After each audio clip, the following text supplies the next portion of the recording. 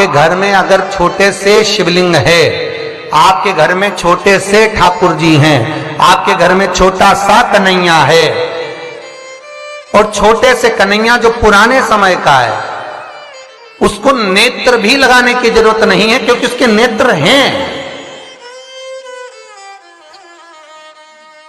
और मान लो तुमने इतना बड़ा कन्हैया ले लिया तो, अरे बोलो तो जम के जरा, और उसका कोई एक नेत्र कहीं गिर गया, एक नेत्र कहीं चले गया, तो फिर दूसरा नेत्र लगाना पड़ेगा कि नहीं लगाना पड़ेगा? और अगर एक नेत्र पर रखोगे तो अच्छा लगेंगे कि ठाकुर जी? नहीं। तो नेत्र होना, जितनी बड़ी मूर्ति होती है, जितना बड़ा स्वरूप होता है, जितना बड़ा शिवलिंग होता है, जितनी बड़ी मूर्ति की स्थापना होती है, उतनी उसमें सेवा की और भाव की जरूरत पड़ती है।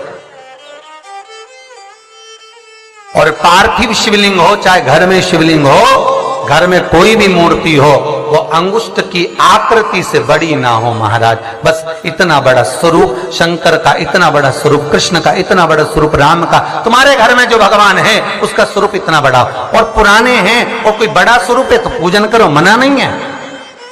अगर पुराना स्वरूप रखा है तो उसको कहीं देकर नहीं आना, आपने को कहीं उनको ठंडा नहीं करना, उनका विसर्जन नहीं करना, रखा है अब सेवा करो। पर कोई नई पूजन अगर बढ़ा रहे हो और कोई तुमसे कहे मंदिर बनाओ, इतना बड़ा शिवलिंग का निर्माण करो, तो कहते ना महाराज जी हम तो छोटा ही भला। बच्चा जितना छोटा होता है उसको खिला दो, पिला दो, झूले में पटक दो, फिर टाइम पे पहुंचो, झूले में से उठाया, फिर दूध पिलाया, फिर पटक दिया, एक छोटा सा झुनझुना पकड़ा दिया, खेलता रहा। और वही बच्चा जब बड़ा हो गया तो कहीं इधर भागे कहीं उधर भागे। बेचारी माँ आई थी शिव पुराण सुनने के लिए और बेटे ने कार्तिक पुराण सुना दिया, तो कोई सुन पा रहा?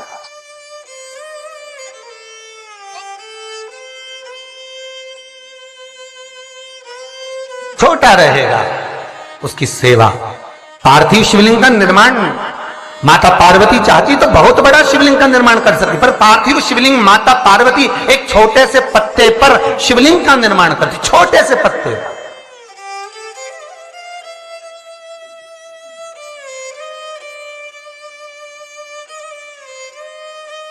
महाराज ध्यान दीजिएगा, स्कंद पुराण का एक बहुत सुंदर प्रसंग है। केल के पत्ते पर, बड़ के पत्ते पर, पीपल के पत्ते पर, बेलपत्री के पत्ते पर शिवलिंग के निर्माण का अलग अलग फल है महाराज, उसका स्मरण करिए जरा। महाराज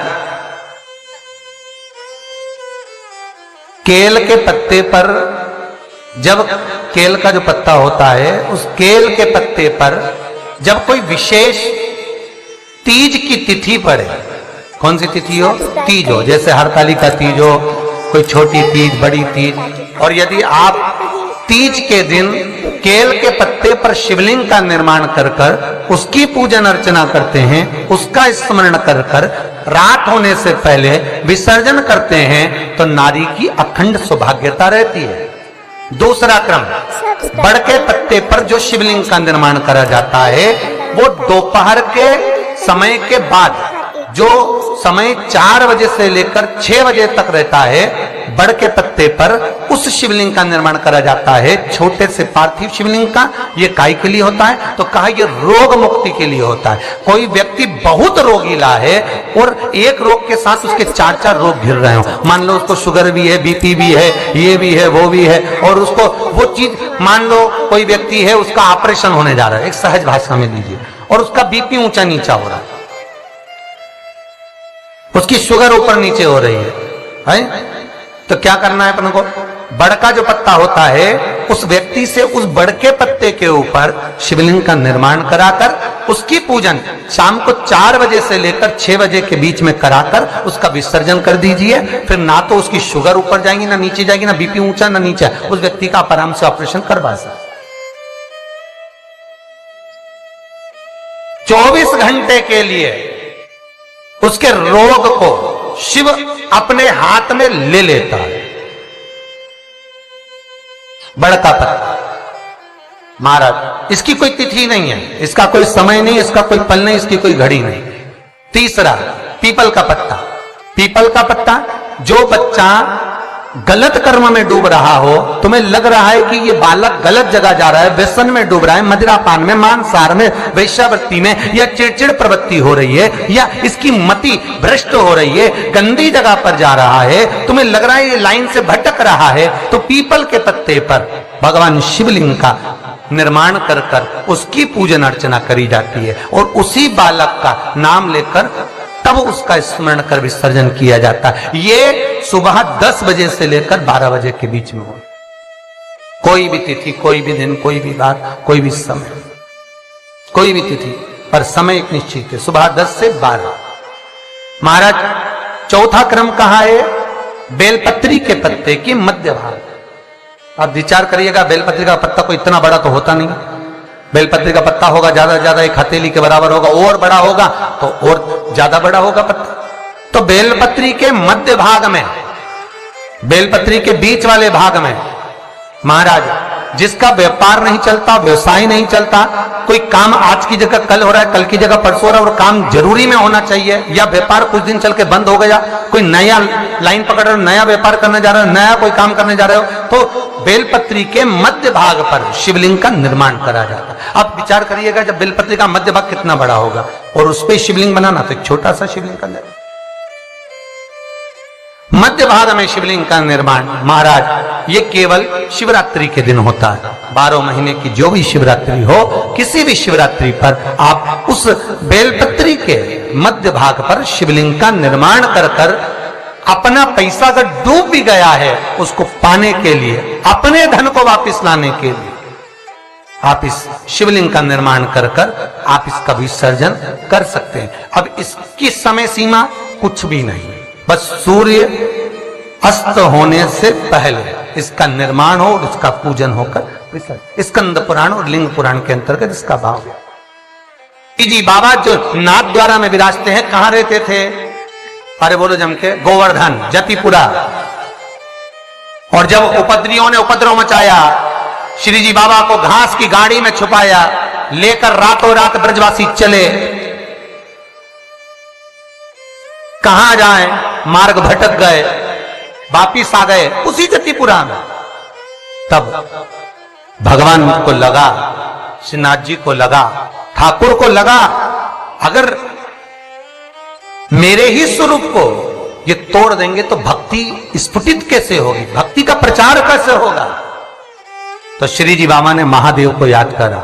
शंकर भगवान एक ब्रजवासी का रूप लेकर आ गए, जिनका नाम था बूढ़ा महादेव। आज भी नाथ द्वारा में सारे ब्रजवासियों के साथ में भगवान घास की बैलगाड़ी के आगे शंकर भगवान बूढ़ा महादेव बनकर एक मसाल हाथ में लेकर, एक डंडे को हाथ में टिकाकर, और मेरे शंकर आगे आगे बैलगाड़ी के चलते रहे और ब्रजवासी सब पीछे पीछे चलते रहे। सारे ब्रजवासी जो साथ में जाने वाले वो पीछे पीछे सब दूर घूम लिए। तब श्री जी बाबा ने बैलगाड़ी में से झांक कर बूढ़े महादेव को देखा जो आगे चल रहे थे। उनको देखकर कहा, कहां रुकना है? बूढ़ा महादेव कहते हैं, बस यहीं रुकना है, बस यहीं। आज भी नाथ द्वारा में बूढ़ा महादेव है,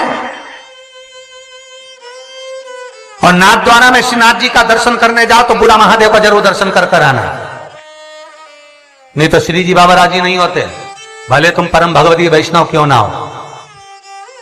कई लोग कहते हैं हम शंकर जी के मंदिर नहीं जाते, पर जब तक नाथ द्वारा में जाओ और बूढ़ा महादेव का दर्शन ना करो तो श्रीनाथ जी प्रसन्न नहीं होते। जैसे तिरुपति गए, तिरुमाला में दर्शन करे वेंकटेश भगवान के, और कपिलेश्वर नहीं गए तो भगवान नारायण प्रसन्न नहीं होते। उसी तरह मेरा बूढ़ा महादेव आज भी वहां पर विराज, जो श्रीनाथ जी को नाथ द्वारा तक ले गया।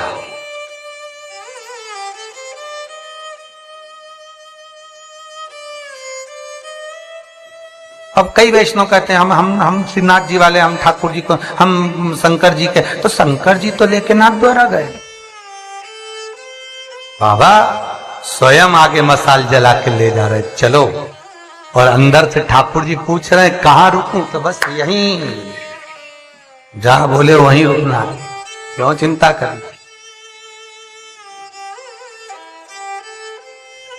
जब मेरे ठाकुर जी को उतना दूध पिलाई, भगवान ने बहुत प्रेम से पिया, और जब भगवान को विष देने लगी तो ठाकुर जी को जैसे ही मुख में दूध की जगह विष दिया, ठाकुर जी ने नेत्र बंद कर लिए। कई कथाकारों ने कहा भगवान नेत्र इसलिए बंद कर रहे हैं कि उसको पूतना को पहचान रहा है। तो सब भगवान को पहचानने की क्या जरूरत थी? भगवान जानते थे ये रत्नमाला है, राजा बलि के दरवाजे पे मिली थी, पर भगवान ने नेत्र क्यों बंद करा था? शिव महापुराण की कथा कहती है भगवान नेत्र बंद कर कर पूतना के स्तनों का दूध मुख में रहकर भगवान नेत्र इसलिए बंद करे थे कि शंकर जी को याद कर रहे थे कि हमने तो हमेशा अमृत पिया है, विष तुम्ही ने पिया है, ये मुझे विष पिलाने आई, जल्दी से आओ और मेरे कंठ पर बैठ जाओ। और शंकर भगवान आकर कृष्ण भगवान के कंठ पर बैठ गए और सारा विष शिव पी गए।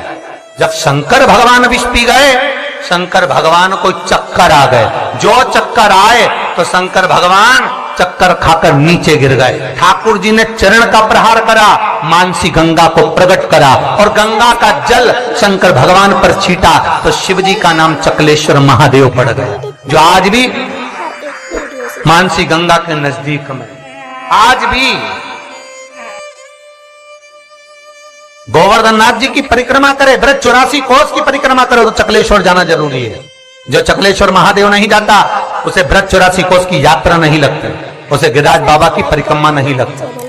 कई लोग कहते हैं हम तो गोवर्धन नाथ जी जाते हैं, हम तो गिरिराज जी की परिक्रमा करने जाते हैं। हाँ, हम तो गए थे गुरु जी पर हमारा ये काम। क्यों तुम चकलेश्वर नहीं गए होगे? चकलेश्वर जाते, परिक्रमा मार्ग में पड़ता है चकलेश्वर, मानसी गंगा का। एक बार